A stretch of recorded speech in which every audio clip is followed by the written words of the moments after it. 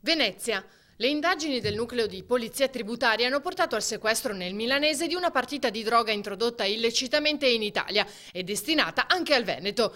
Era trasportata su un auto articolato con targa spagnola condotto da un magrebino, nascosta tra i bidoni di materiale plastico e solventi. Dopo aver individuato il camion sospetto, le fiamme gialle hanno atteso finché è giunta un'auto con a bordo un altro magrebino e mentre si scambiavano la merce i finanzieri sono intervenuti. All'interno del rimorchio c'erano oltre 27 kg di hashish suddiviso in panetti per un valore sul mercato di oltre 100.000 euro. I due sono stati arrestati.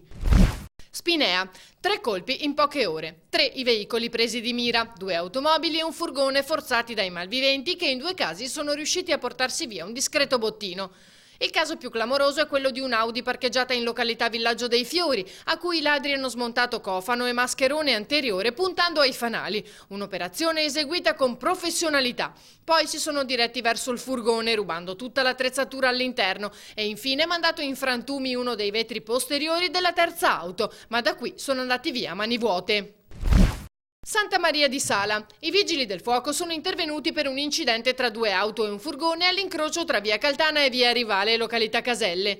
Dopo aver messo in sicurezza i mezzi hanno estratto un uomo rimasto bloccato tra le lamiere della sua auto. È stato subito preso in cura dal personale del 118 ed è ritrasportato all'ospedale all'Angelo di Mestre. Illesi gli altri 2 autisti dell'auto e dell'autocarro. Sul posto anche la polizia locale per ricostruire la dinamica dell'incidente.